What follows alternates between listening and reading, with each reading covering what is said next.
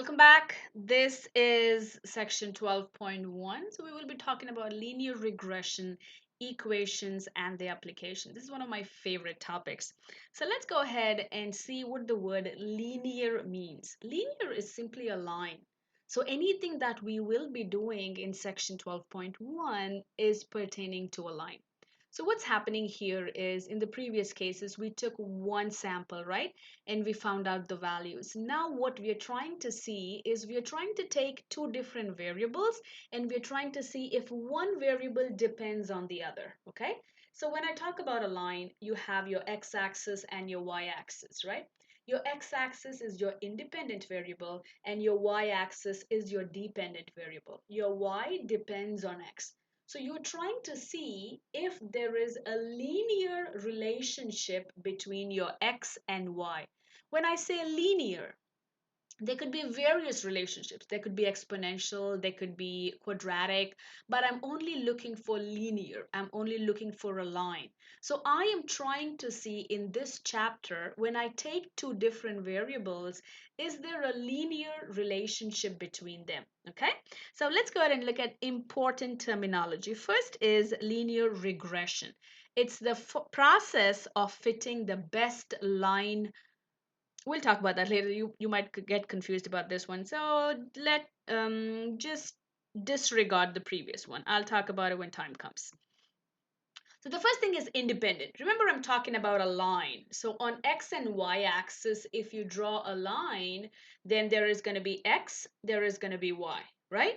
So what I'm trying to tell you is the x is your independent variable. Your y depends on x and your y is your dependent variable. So in this case, independent variable is denoted by x and your dependent variable is denoted by y. Independent variable sometimes is also referred as explanatory variable. And your dependent variable is your response variable. Let me give you an example. Let's say you want to find out by eating oatmeal if my blood pressure level is changing. So what is independent here? Eating oatmeal is independent and my blood pressure depends on amount of oatmeal I eat, so that is a dependent. And again, I want to find if there's a linear relationship. I'm not worried about if it's a curve or if it's a circle, if it's a parabola. I'm only worried about if it's a line or no. Linear line. Fair enough? Okay, so when I'm talking about the line, you must have heard y is equal to mx plus b, right? It's a line that's a linear equation, y is equal to mx plus b, where m is your slope and b is your y-intercept. What does that mean? Okay, y is your dependent variable. Always y depends on x. It doesn't matter if you're doing statistics or algebra or calculus, x is always your independent variable. So if you have any independent variable, you will plot that on your x-axis and you will see how the y depends on your x. Okay? So let me go ahead and quickly show you something here. Let me move this up a little bit. There you go. So if I'm drawing a line, let's say I'm drawing a line like this, right? So the line is going up. That means as x is increasing, the y is increasing too. And the point where the line touches the y axis is called the y-intercept. And the difference between your x and y is your slope. Like how slope is it? How steep is your slope. Okay, now that is a line going up. I can have another line going down. That means when x is increasing, y is decreasing. Fair enough? Let's say you take a height of babies and the age. As babies increase, the height increases, right? So it goes up. Let's take a different example. As if you have a volume of a water tank, and if you let the water go, as the water keeps going, as time passes, the water level comes down in a water tank. So as you can see, as the time is increasing, the water level in the water tank is decreasing because you opened up the water. So it's a different example. And you can also have where there is absolutely no slope, so it's something straight. So slope could be positive, slope could be negative, or I can have no slope. So we're going to be talking more in detail about what exactly does the slope has to do, how does the slope change. So this is a positive slope because the slope is going up. This is a negative slope because the line is going down, right? And this is absolutely, there's no slope. The slope is zero because it is constant. All right. So as we know, let me move this down here. So as we know, the linear equation is the line y is equal to mx plus b. Y is a dependent variable, x is an independent variable. So why do we use this? So we use this to find or predict the x values within a certain range. So let's go ahead and take a look at the example here. Given the following linear equation, find y at a value x is equal to 2. So we will be finding the value of y at x is equal to 2. What does that mean? I'm simply going to take this x and plug into this equation. So y is equal to -5, -3 times 2. That is -5 minus 6, which is -11. So when my x is positive 2, my y is -11. Fair enough? All right. Now let's go ahead and take a look at the other example. Ethan repairs household appliances. So this is where your linear equation, majority of the relationships here are linear. You could be taking anything. So let's take an example of this one. Ethan repairs household appliances like dishwasher and refrigerators. For each visit, he charges $25. If there is a repair or no, Ethan charges $25, period. Plus $20 per hour for work. Okay? A linear equation that expresses the total amount of money Ethan earns per visit is y is equal to 25 plus 20x. So what does that mean? If he works for 1 hour, Ethan charges you $25 plus 20 times 1. If he works for 2 hours, Ethan charges you $25 plus 20 times 2. If he works for 3 hours, Ethan charges you $25 plus 20 times 3. You see that? So he's charging you per hour. So what does it mean? He's charging you per time. So time, the amount of money that you pay Ethan depends on how many hours he works. So what is independent here? The time is independent. Fair enough? The more number of hours Ethan works, the more money you pay him. All right, so let's go ahead and see what they're asking us. What are the independent and dependent variable? What is the y-intercept and the slope? Okay, all right.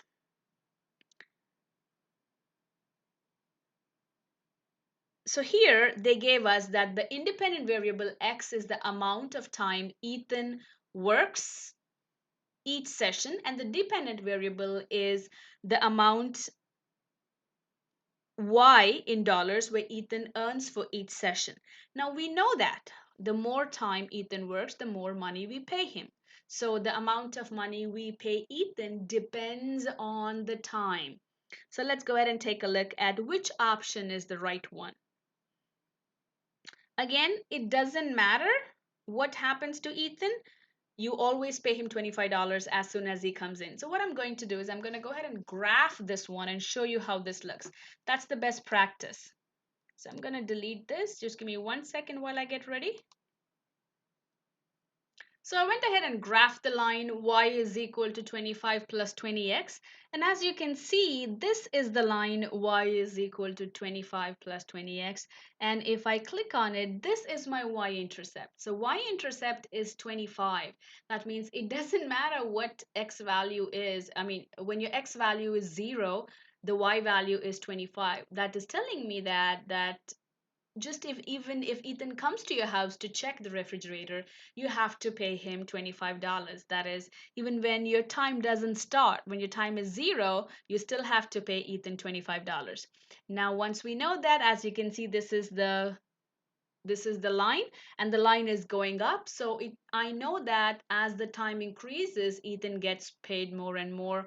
So the slope is positive. Now let's go ahead and take a look. And here, this mimics the equation y is equal to mx plus b, right? So y is equal to 20x plus 25, where this is my b and this is my m. So my slope is 20. X is my independent variable and y is my dependent variable. Let's go ahead and see which one is our option. The y-intercept is 25. Yes, very good. At the start of the repair, Ethan charges a one-time fee of 25. That is when x is 0. Very good. The slope is 20. Yes, I have just found that out. And the independent variable x is the amount of time Ethan works each session.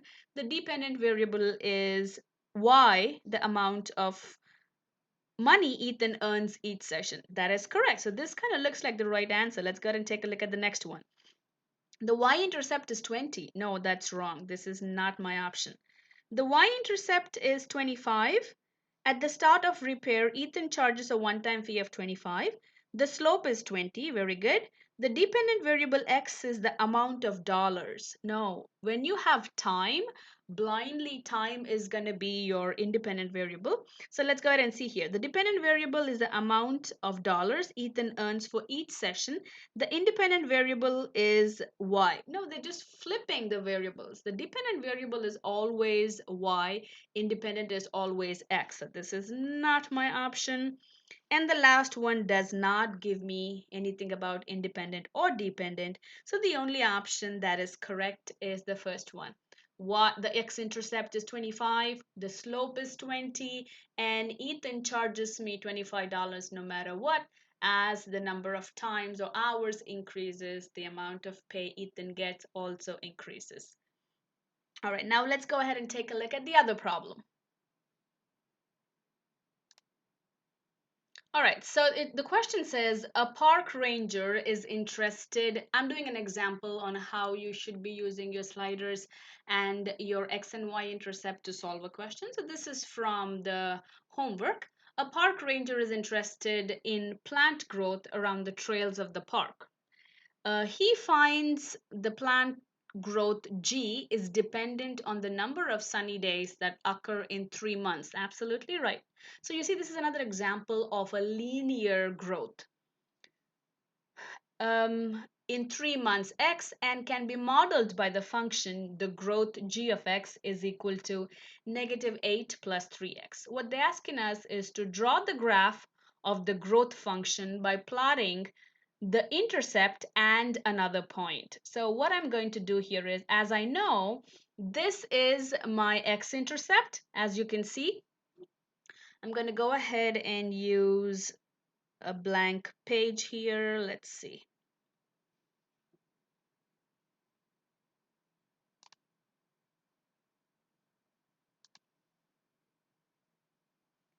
So we have an equation here which says y, you can't see that. Yeah, y is equal to mx plus b, right? And the equation here is g of x is equal to -8, 3x. I just flipped them. So as you can see, my y-intercept is b. And the easiest way to do is take a value for x. So what I'm going to do is I'm going to take x as 1 and plug in here so I can get another coordinate. Always keep it simple. So I'm going to take my x value as, so I'm going to take my x value as 1 and I'm trying to find out what my y value is. So my x value is 1. 3 times 1 minus 8. 3 times 1 is 3. 3 minus 8 is -5. So when I take, let me move this up. So when I take my x value as 1, my y value is -5. And all I have to do is plug it in here. So I'm going to go ahead and plug in. My y-intercept is -8. So I'm going to scroll this down. Y-intercept is -4, -5, -8. There you go. My y-intercept is -8. And my one more value is 1 and -5. So I'm going to move this one, 1 and -5. -2, -3, -4, -5. There you go. 1 and -5. And that's all you have to do. You simply have to go ahead, plug in, take two values. One is your y-intercept, as you can see from the graph here.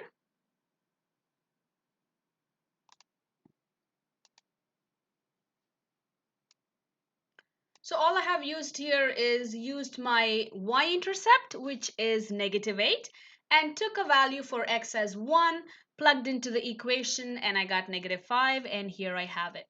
And if you really want to go ahead and use your class calc, you can do that using your class calc as well. So here I am on my class calc.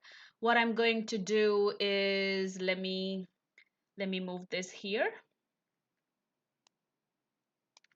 What I'm going to do here is I'm going to go ahead and plug the equation. What was the equation? The equation was, give me 1 second. Yeah, there I have it. The equation was, I'm just going to use y. Y is equal to, no, I'm not doing anything, am I? No, y is equal to, what was the equation? -8 plus 3x. I'm simply going to plug that in. Y is equal to -8 plus 3x. And there I have it. I have 2 points here. So as you can see, my y-intercept is 0, -8, and I have another point here, which you can also use to plug that. But if you want to move it further, you can go ahead and see any values from here. So the different ways that you can do, but I highly recommend using your y-intercept and taking any x value and plugging it in. So if I move my values, you can see, let's say I'm going to move my x to 5. Da, da, da, da, da. If I can get exactly the 5, I'm going to go ahead and do that. But this is a really different equation, so it's not giving me the x value. Let me go a little bit further. Oh no, but you get the idea, right? You get the idea. I'm trying to go ahead and use my class calc to get 2 points, but you don't have to do that. You can simply go ahead, use your x-intercept and plug in your any value for x and get the respective y value. All right, let's go ahead and take a look at the next one.